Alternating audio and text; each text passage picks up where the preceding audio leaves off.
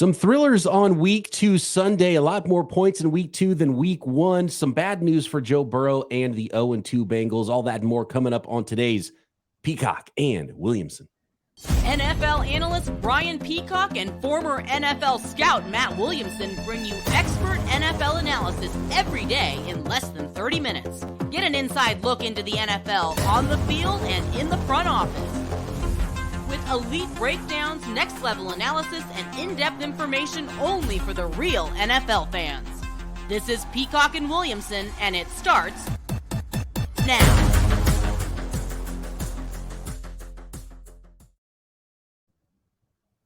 Welcome to the Peacock and Williamson NFL Show. Brian Peacock alongside Matt Williamson at BD Peacock at Williamson NFL. Thanks, everybody, for making us your first listen here on the Locked On Podcast Network. Your team every day. Shout out to all the everydayers out there. Make sure you are one. All you got to do is subscribe on YouTube and anywhere you get your podcast. Today's episode of Peacock and Williamson is brought to you by LinkedIn Jobs. LinkedIn Jobs helps you find the qualified candidates you want to talk to faster. Post your job for free at linkedin.com/lockedonnfl. That's linkedin.com/lockedonnfl to post your job for free. Terms and conditions apply. On one hand, Matt, the Cincinnati Bengals are off to a rough start. 0-2. Joe Burrow re-injures his calf that he dealt with that held him out of preseason and training camp and led to probably the slow start for the Cincinnati Bengals. On the other hand, though, didn't they start 0-2 last year and still did pretty well and played into January? So I don't know. Where are you at on the worry meter for the Cincinnati Bengals start here in 2023? Well, maybe that's a better question for later in the week because it all just depends on his calf. The fact that they're 0-2, although they're both division losses in a brutal division and a brutal conference, that's a little more difficult to overcome than, non-conference losses and whatnot. But my impression of what happened was last week, it looked like he was out there way too soon, Burrow. This week, he was tentative, but then started to settle in and then looked like he aggravated it. And a lot of the stretch over those 8 quarters, he doesn't look like he can protect himself and doesn't trust his protection and is getting it out of his hands and just not elevating. He's hurting more often than not. And then, of course, people play him accordingly, and they only run for 66 yards, where the Ravens run for 178. And I thought Lamar looked very, very comfortable and is settling into this new offense extremely well. And the Bengals defense is on the field all the time for 2 straight games and not getting a lot of pressure on Lamar. And when they do, he's handling it very, very well. So they're in a bad place, especially if this calf lingers, because it could derail things pretty early. It does feel like a worse spot this year than last year for them. And we always reference the teams that start off 0-2 only have an 11% chance to make the playoffs. And I think it drops even more if your quarterback's hurt, and to do that 2 years in a row, that's a very difficult needle to thread for the Cincinnati Bengals this year. So my worry level is pretty high. And we will check in later in the week on Joe Burrow. He said he needs a couple sleeps, and we'll see how he feels about this calf injury. But at some point, you got to get him right. But you can't start falling into an 0-3 or 0-4 hole and rest him. So, yeah, it's a dicey situation there. T. Higgins getting back on the board for your fantasy football teams with a couple of touchdown catches, 8 receptions, 2 of them for scores for Higgins. The Jamar Chase owners probably still a little bit frustrated there with the Cincinnati Bengals offense to start the season. You mentioned Lamar Jackson too, and I think they found a really nice balance in this game. Talked about last week how they had a third of their versus the Todd Monken offense here for the Baltimore Ravens versus last year's offense. They went 3 wide about 150 times last year. They'd already did it 40 times in week 1. So almost a third of the entire year's 3 wide usage. And so you can see where they're trying to go with the offense for Lamar Jackson. And I think they pulled it off a lot better this week. He still had 8 designed runs, still got it going on the ground a little bit. And the passing game started to look a lot better too. So much better appearance for Lamar Jackson and the Baltimore Ravens in week 2. They now improved to 2-0 on the season. And you start to feel a lot better about where the Ravens are at right now versus where the Bengals are at. That's what I say. Is I think the Ravens are in a tremendous spot, and frankly, I didn't think they were super impressive in Week 1. I just thought the Texans were in over their head. I mean, it's a young team, but that didn't matter. They beat them handily, and then they were clearly the better team yesterday against Cincinnati. You're right about the run-pass balance as they're transitioning, and that's without their starting center, their starting left tackle, Marcus Williams, Marlon Humphrey. So they're weathering some tough times and are still 2-0. And then there's other AFC North contests tonight. I mean, if the Steelers happen to win, then they're standing alone atop the division. If not, it's them and the Browns sitting there 2-0, where the Steelers and Bengals are 0-2. And that's a big discrepancy all of a sudden. Absolutely. Should be a good one on Monday Night Football in the North. How about the NFC North, Matt, where the Green Bay Packers lost late? A hard-charging comeback win for Desmond Ridder and the Atlanta Falcons. 25-24. A Younghoe Koo field goal late for the Falcons to beat the Packers, and it didn't feel like this was a game that the Falcons were going to win, but 13 fourth quarter points, they were able to come back and upset those Green Bay Packers. Falcons now 2-0. Look out, Matt. Packers at 1-1. Yeah, I thought I had a really hard time picking this game, and I feel like I was dead on that if they played it 100 times, it might be 50-50, especially without Aaron Jones and Christian Watson in the mix. So if I'm a Packers fan, I'm pretty encouraged by this. Yeah, the fourth quarter didn't go your way, but you lost by 1 point to what I think is an ascending team without your two best playmakers. And I thought Love was pretty good, but the Falcons have a clear formula. I mean, they held the ball for over 36 minutes. They run the ball like crazy. They're super efficient. I think Bijan, I mean, I don't know if it's too early to say this, but as long as he stays healthy, he's the rookie of the year. I mean, especially if Richardson's in and out of the lineup. I mean, Bijan's unbelievable. He's got like the Mariano Rivera cutter, where he's got this one pitch that nobody can hit, and it's that dead leg cut, and it's undefeated so far in his NFL career. It's only 2 weeks, but I mean, he is explosive. He gets to top speed so fast. That little just quick cut move he makes is so. I mean, it's like unhittable. Like he's super explosive. There's a reason why he's drafted so high. I don't know about if the usage is going to work out and it's going to be that valuable of a pick. And obviously with running backs, the big thing is attrition, staying healthy, and actually like them kind of splitting carries, because Algier is very different than Robinson, and fantasy owners might not like it, but clearly he's star running back level talent. Yeah, and like his 4 for 48 receiving line seems like ho-hum. He'll do that every week too, Right. I don't know what to do about Ridder, though. I mean, he's a notorious slow starter. I don't know if he's good enough, but man, his supporting cast and their unbelievably easy schedule, this game aside, they're going to be, I'm very confident in my over Falcons win total. Even if they don't use Kyle Pitts and Drake London and air the ball out like all us fantasy owners want to. Right. I don't know if Ridder's the answer, though. I mean, I'm up and down on him. Yeah, I like the competitiveness. He's a good quarterback. I just don't know. He's not going to be a top half of the league starter. Right. And so if you don't have that, you're always kind of looking for that. So that might be where the Desmond Ridder Falcons are, but still young in his career. So we'll see what that ends up looking like. Threw an interception for the first time, by the way. I didn't even realize he hadn't had one even last year. So, but it's not a high volume passing game. Drake London did get in the end zone and had a nice touchdown catch in that one. On the other side, real quick, Jordan Love's good. I mean, Jordan Love's good in that game. Like, he's had some great throws. You could see the loss of Aaron Jones, though. I mean, if AJ Dillon, if you have a 250-pound running back and you can't get 3rd and 1s, like what's the reason? You know what I mean? And so, they should have been able. The Packers should have won that game. Jordan Love had the really funny looking, and he talked about it after the game, where it looked like he was drunk falling over behind center, but that was because they were doing the thing where they're trying to get the defense to jump off sides. But if the quarterback sees something, he has a one-word call to snap the ball quickly and QB sneak. And he used the wrong word. So he thought the snap was coming and trying to quarterback sneak it. So that's why he fell over. It looked like he was 9 tequila shots deep at the end of that game. So just, some unfortunate events. The Packers really should have won that game, and they let that one get away from them. Yeah, again, I mean, that's without Christian Watson and Aaron Jones. I mean, it's super young offense. But, and by the way, I didn't realize this till today. Bakhtiari doesn't play on turf. I mean, he only plays on grass. And then they lost their other best lineman in the game too. I remember his name. The guard. He's a good player. Yeah. Elton Jenkins. Yes. Yeah. No, that's tough to overcome. Zach Tom, by the way, the second-year player, he's a good player too. On the right side, he might end up being the future at left tackle post Bakhtiari.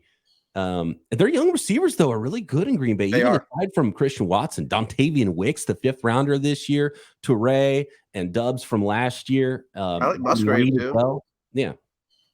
They're promising. I'm very confident where the Packers are at, and I think they have a quarterback. I think they have a coach. They're in a good situation. Young, it's all in front of them. And again, Packers are in good shape. Got to learn to win those tight ones though, and not lose them though for the young quarterback and that young group of receivers. Although it's not on them fully, right? No. Okay, so lots more to get to here from NFL Sunday Week 2. The Bills getting right against the Las Vegas Raiders. Some overtime games as well. Next.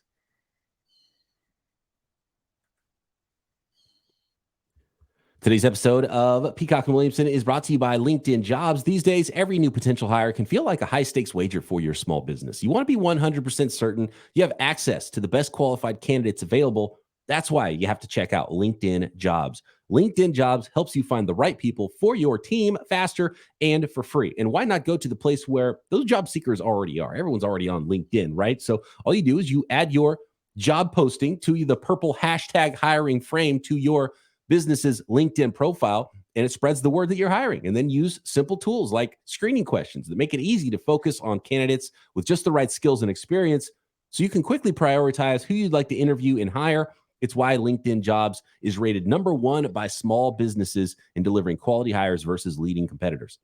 LinkedIn Jobs helps you find the qualified candidates you want to talk to faster. Post your job for free at linkedin.com/LockedOnNFL. That's linkedin.com/LockedOnNFL to post your job for free. Terms and conditions apply.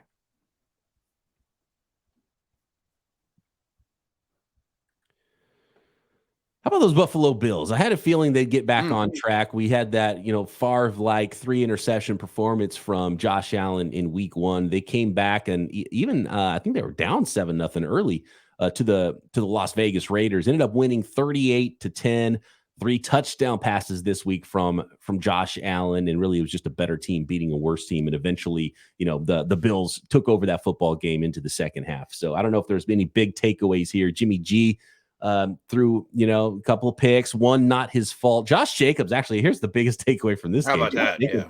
Had one of the worst games for a guy who was, the NFL's leading rusher last year. He was such an important player in the NFL last season. He had, I want to get this right, -2 total yards in this game. Rushing yards. He did have some receptions in this game, but then his the biggest blunder of the entire game was allowing Matt Milano, the linebacker for the Bills, to come over the top of him. Like Jimmy, one of the interceptions, like Jimmy threw a bad pick, and Jimmy will throw interceptions. He'll throw the ball to the other team sometimes, but that one was in his chest. Matt Milano goes over the top and takes it away from him, like big brother taking the ball from little brother. You can't let that happen, Josh Jacobs. So not a great game on that side of the ball for Las Vegas. Yeah, and frankly, they're the Steelers' next opponent, so I've kind of started advanced scouting them, and they're very unimpressive, especially from a statistical standpoint. They didn't have Jacoby Myers, and then Devontae Adams leaves with a concussion. They've had 0 running game all year. It's just too much to ask of Jimmy and the way this team's constructed. And their defense is horrendous. I mean, it's one of the worst in the league. I mean, yes, this was an even game through a quarter or so, but not after that.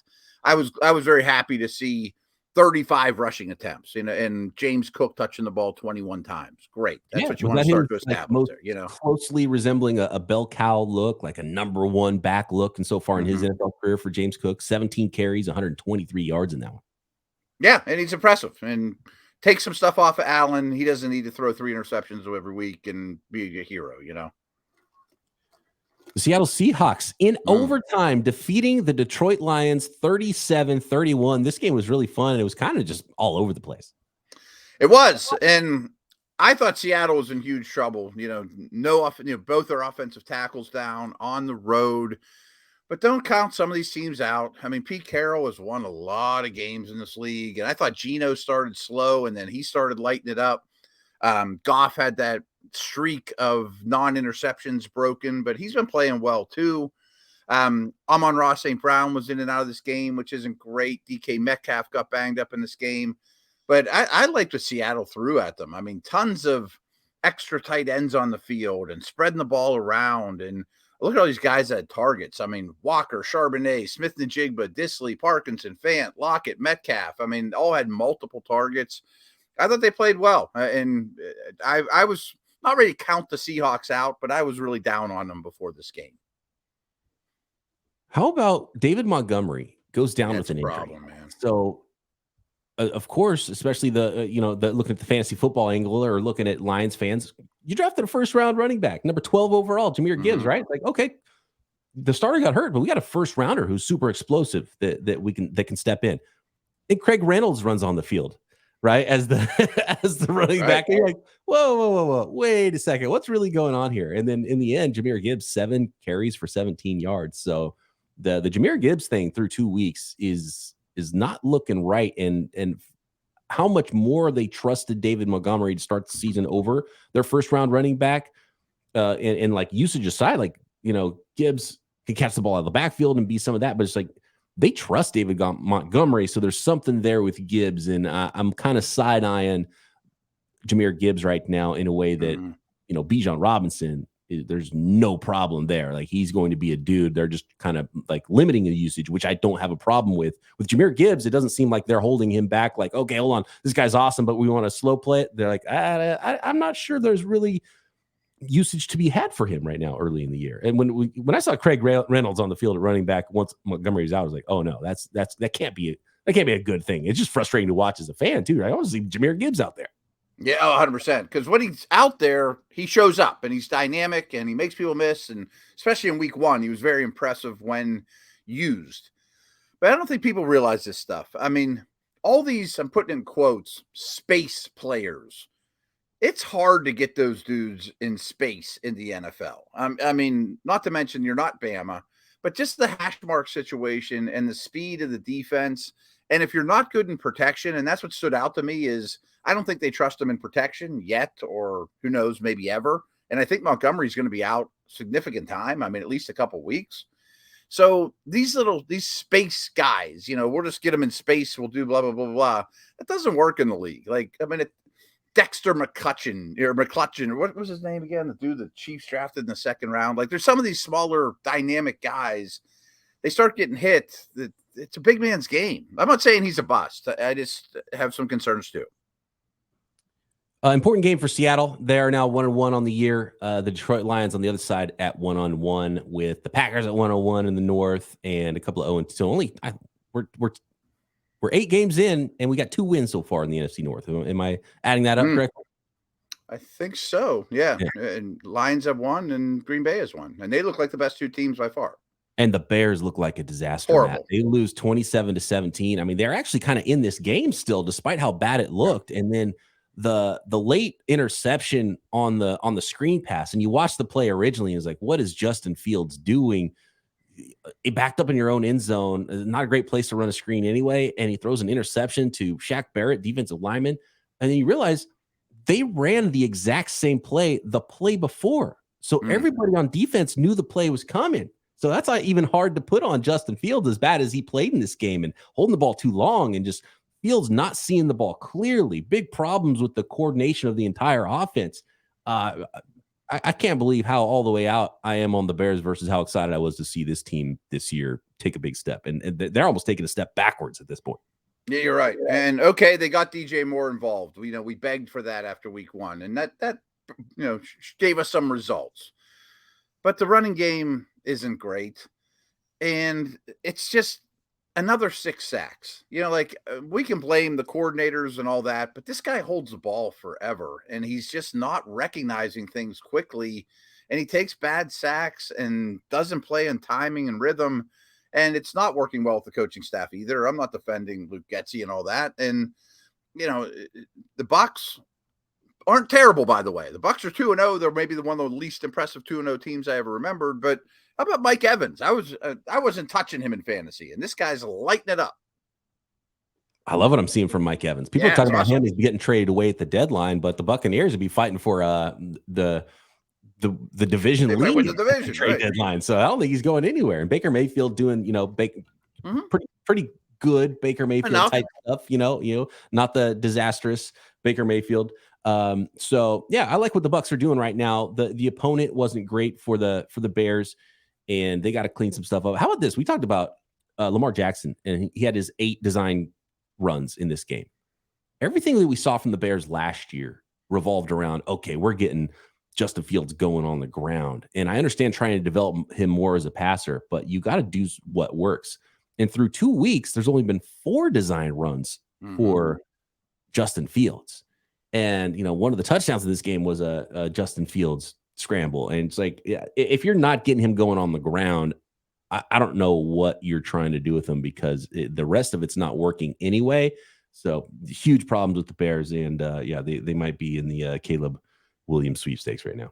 Yeah, especially when you mix it with Carolina's first round pick in their back pocket too. And what really sums it up to me is if the Bears have 24 minutes of time of possession, they're going to get slaughtered by average teams, let alone good teams. You know what I mean? Like, they have to hold the ball forever to be competitive, and it's not happening. Be a new coaching staff with Caleb Williams, though. That's the problem. Yeah. How about the Chargers falling to 0-2, losing to the Tennessee Titans in overtime, 27-24, 2 barn burners, 2 really close games in 2 consecutive weeks to start the year for the Chargers, and they come out of it 0-2.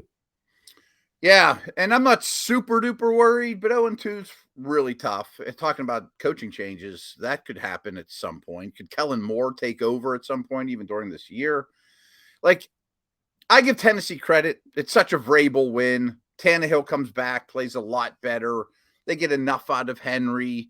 Guys like Burks and Hopkins and even Chig made plays enough.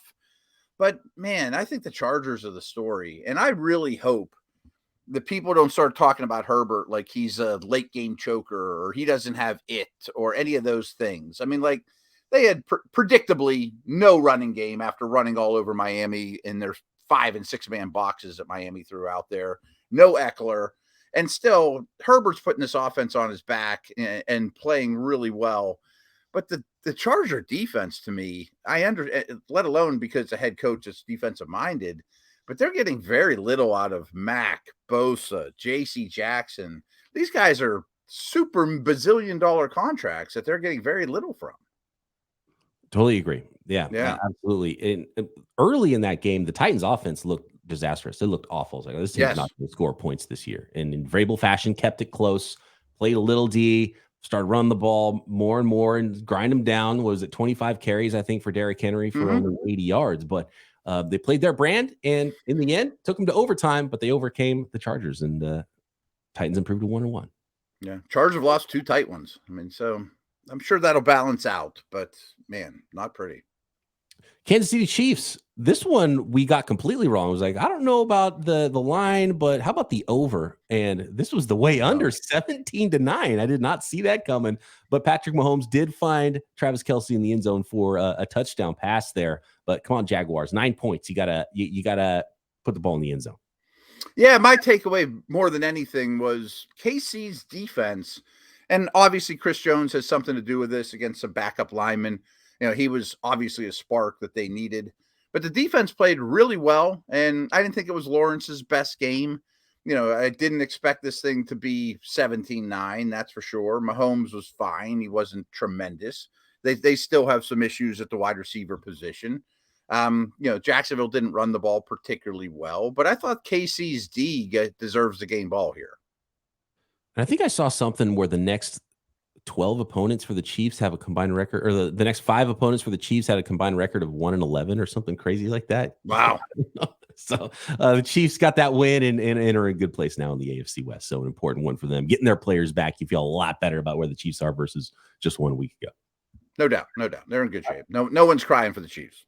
Another quarterback injury, Anthony Richardson, with a concussion protocol situation going on with the Indianapolis Colts, who still won that one. More on 49ers, Rams, Giants, Cardinals, and a whole lot more from week 2 next.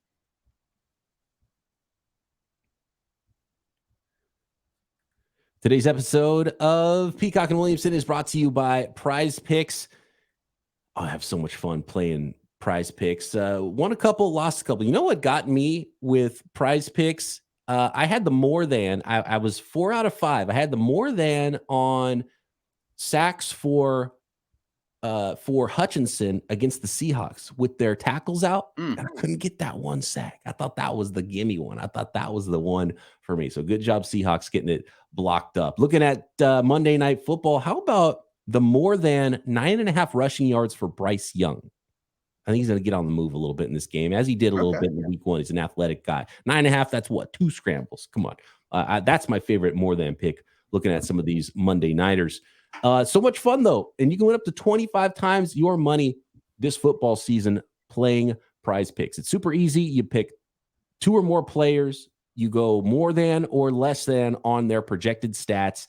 You place your entry in less than 60 seconds, and then you have fun and win a little bit of money as well. And Prize Picks offers weekly promotions like Taco Tuesday, Prize Picks discounts to select player projections up to 25% to provide you just a little bit more incentive and tip the scales in your direction. Go to prizepicks.com/LockedOnNFL and use code LockedOnNFL for a first deposit match up to $100. Again, that's prizepicks.com/LockedOnNFL or use code LockedOnNFL for a first deposit match up to $100. Prize Picks, daily fantasy sports made easy. Today's episode is also brought to you by FanDuel. Snap into action this NFL season with FanDuel, America's #1 sports book. Right now, new customers get $200 in bonus bets guaranteed when you place a $5 bet. That's $200 in bonus bets, win or lose on that first $5 bet. And if you've been thinking about joining FanDuel, there's no better time to get in on the action right now. You can use those bonus bets on spreads week to week, player props, over-unders. You can build your own parlay. I love the app. Super easy to use. The website. Find all the bets you want in any sport, not just NFL football.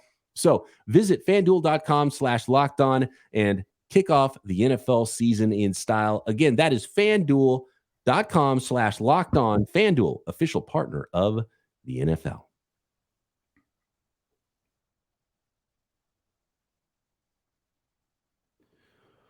All right, Matt, taking a look at the rest of the week 2 Sunday schedule here, and not a great moment for the Indianapolis Colts in that their quarterback got hurt, but a great moment for the Colts seeing him light up the scoreboard early in the first quarter before leaving that football game and still getting out of there with Gardner Minshew at quarterback and the 31-20 win for the Colts over the Texans.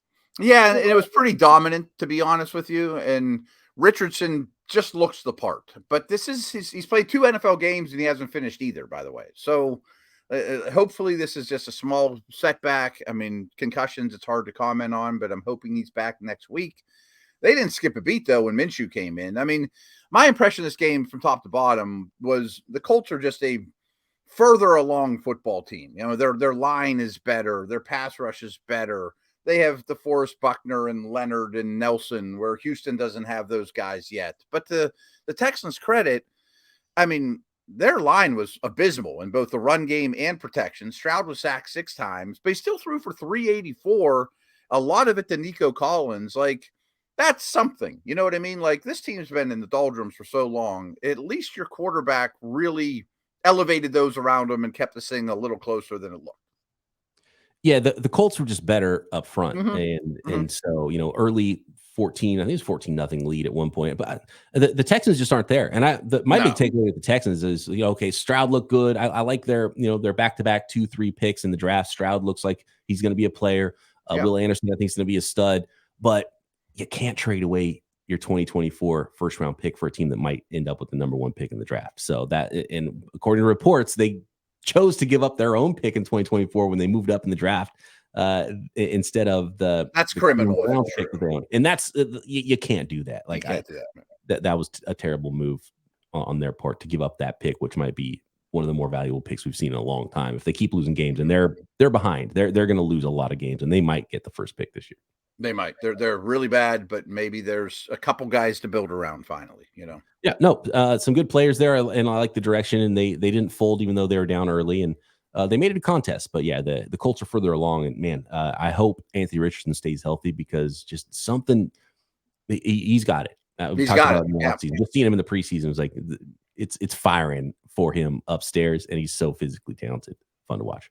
Yep. No, he's a good player already. San Francisco 49ers. This one was a little bit tougher than it was going to look on paper for the 49ers, but they did beat the Rams 30-23. And the 49ers offense right now is just humming with McCaffrey, another 100-yard performance, Deebo Samuel doing what he does against the Rams. And it wasn't a cakewalk of a game. I was super impressed with Stafford. He looks healthy out there. And what about Puka Nacua? 20 unbelievable. 20 targets, another 15 catches. I mean, we're talking all-time stuff here for a rookie in the first 2 games of his career. But I guess that's what you get when you got McVay and Stafford, and you're the number 1 option on offense. So good job, Puka. No better spot for a rookie wide receiver than that one right now. And he looks like a veteran out there. I love it. 15 catches, 147 yards. He's tough. He gets open, a lot of zone coverage, finding the soft spot. And yeah. Not enough to win, but it's fun watching Puka out there with Matthew Stafford, and the Rams aren't a disaster. My takeaway, all respect to Puka and Atwell and Kyron Williams. I mean, they're the guys touching the ball in this offense, and that's their best options. And it looks like Akers is going to get traded. Fine, whatever. That drama's over. But when you have a combination of McVay and Stafford, or really any upper tier combination of NFL head coach and quarterback, you can hang. You know what I mean? Stafford's a star, and McVay is a star. And I thought your Niners would blow their doors off. They did win. They're super impressive. But this game was more about the Rams for me. They're not going to be terrible with those 2 guys. Yep. I mean, it just raises the floor, right? That baseline of how bad you're going to be if you've got the all-important quarterback head coach combination. That's what we're seeing. We see it with Bill Belichick. His teams are not going to be terrible, right? He's going to win 7 games with nothing. And I feel like McVay and Stafford are kind of in that zone right now, as long as you have a healthy Stafford. And we've seen it with, to make a star in Puka Nacua, which makes you wonder, Cooper Kupp, do you need to pay him all that much? If it doesn't make Kupp look great. I mean, just to be flat out honest. Yeah. This is what I said on the Locked On 49ers. If you put 10 on Puka Nacua's back, nobody would bat an eye. Be like, yeah, Cooper Kupp doing Cooper Kupp things. Doing stuff. Yeah. Drafting the first round of fantasy. He's great. Right? New York Giants come all the way back. How about that? Down 3 touchdowns to the Arizona. I think both teams won that game. I think so. I think it was a perfect script for both the Cardinals and the Giants in this one. It makes you worried about the Giants. We've seen one good half of play for them against the worst team in the league so far this season. And at least it's the most recent one. That's true. They also have to play at San Francisco in 4 days. So we'll see what that is looking like for the Giants. Maybe not Barkley. Yeah. Yeah. And Barkley, it looks like a ankle sprain, could be high ankle. I think we'll get more on the MRI here later, probably Monday after we're recording. But the Giants did come back, and a nice bounce back game for Daniel Jones and the Giants, especially in the second half, 31-28, and the Cardinals still in tank mode, which is a huge win for them probably right now. No offense to the Cardinals fans out there that probably want to at least see their team win a game this year. Yeah, and for the Cardinals, they played strong, and James Conner and Michael Wilson and those guys were fine. Dobbs wasn't horrific. The more talented team won. I think they would win that game more often than not. And they started really, really poorly, which is concerning. I don't think the Giants are a playoff type team like they were last year. And, they still don't throw the ball great. But Hyatt played really well, the rookie. And it's something I've said a lot, and this is kind of a Michael Lombardi thing, is he says there's a lot of teams that aren't 60-minute teams. Like I was thinking about college basketball when like a D2 team plays North Carolina strong for a quarter and then just can't hang anymore. Like that might be the Cardinals this year, which would be fine. Hang around for a half, then get beat up and your talent level, gets to where it is. And then you start infusing it with talent over the offseason. At least you have a foundation that way, Right. Yeah. And you're a chippy team. You learn about your coaching staff, you learn about your players, and then you have the first 2 picks in the draft maybe and start building something really, strong there personnel wise to go with. Paris Johnson's a keeper and, things like that. Well, thankfully for my fantasy squad, Matt, Garrett Wilson got a long touchdown reception in the Jets 30-10 loss to the Dallas Cowboys. I don't think the final score should be super surprising based on what we saw with both of these teams in week one. That Cowboys defense looks like a juggernaut right now, and they rolled to a 30-10 victory. Yeah, I started Breece Hall over Tyler Lockett in my flex spot. Yeah. And Dallas is a juggernaut. You're right. I don't think we've spent a lot of time on this. I like the points here. I thought the Jets D would keep this to within a touchdown. It'd be a 16-13 type of game or something along those lines. No, and it's not all Zach Wilson's fault. I mean, Dallas is really, really good on both sides of the ball.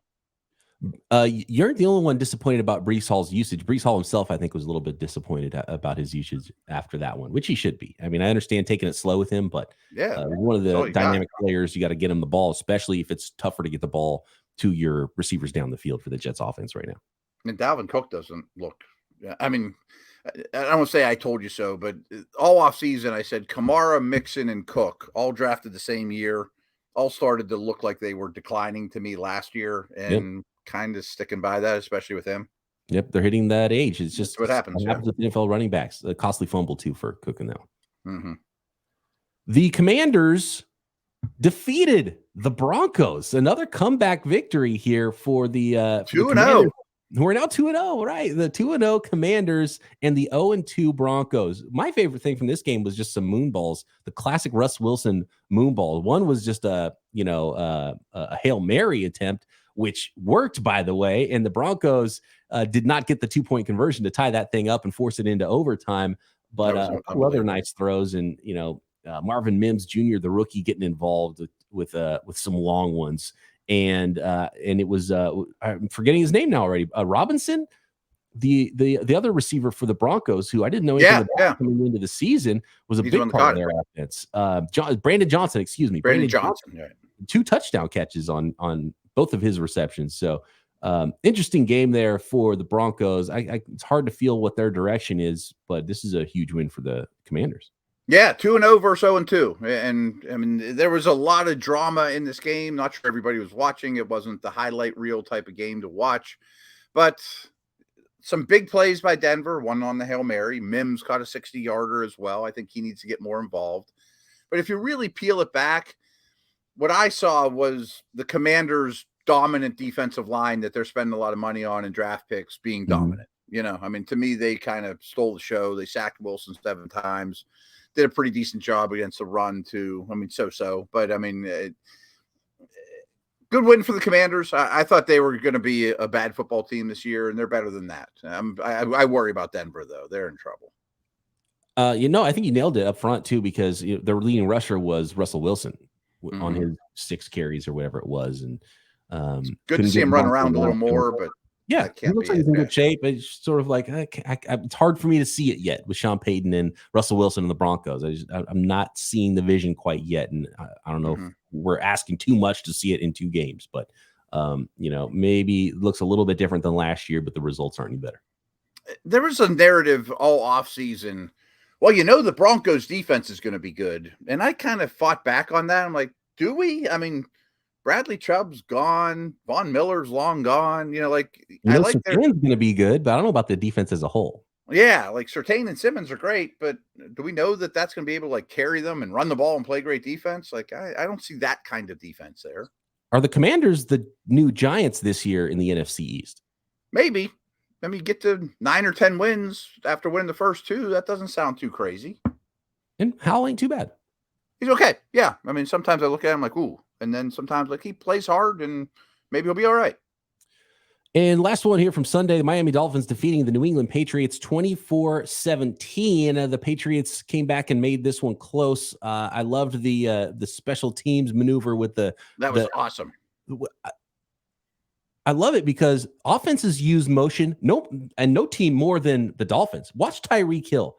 He is moving on every single play, and it's never the same. I don't even know how they keep it straight, how they even remember all the motions and what the calls are. Like that's a masterclass thing right now that Mike McDaniel's implemented in year 2 for him with the Miami Dolphins. So that's fun to watch. Tua is playing at a pretty high level, not quite the outburst that he had in week 1, but they're running the ball. Raheem Mostert, a couple of touchdown runs in that game, but putting defenders in motion, special teams guys in motion, and getting the blocked field goal attempt. I love seeing that. We need to see more defensive motion, Matt. It's pretty cool. And Belichick had some unique stuff there. You had 3 safeties, kind of as a 3 high shell, a fair amount off the ball, not super duper deep. But you see the Patriot defensive backs on the sideline. It's like they look at their coach like, no one's going to defend Tyreek Hill at full speed, and I'm sitting there flat-footed. He's at full speed after motion, and I got to try to keep up with him. Like it's masterful stuff, and I thought both sides of the ball showed some really cool stuff. Miami ran the ball really well. That was good to see that is in the cards if needed. And I think Mac Jones has played pretty well with a true offensive coordinator, and Ramondre and Parker, and those guys are fine. It's all right. Yeah, it's like it's not a disaster. It's not terrible, but you're not worried about playing that offense. Last note though on the field goal block, I adored it, but when I saw it the first time, I thought he came off the sidelines. I thought they lined up with 10 and like trotted him on or like took him right to or trotted him off, but never left the field, turn around and comes flying off the edge, just assuming that there was, not even 11th guy on the field. Like he was awesome. Accidentally not on the field and just had to run on at the last second. Right. And then you try to do it later and you realize, okay, they're doing that on purpose. I'm not going to block it. I might as well just dive at the ball. Yeah. And he missed a field goal after that too. I think it was in their mind. So they actually it was a 2-for-1 actually with that maneuver for Bill Belichick and the Patriots. So love seeing that. Dolphins right now lead the league in yards per play. That offense is humming. Not surprising. All right, Monday Night Football. We've got a 2-for on Monday night. Saints Panthers, Browns Steelers. Of course, we'll break those all down tomorrow. Start looking ahead to week 2. Get some more information about some injuries and have you covered like we always do every day here on Peacock and Williamson. Make sure you are subscribed. Matt and I back tomorrow. Peacock and Williamson.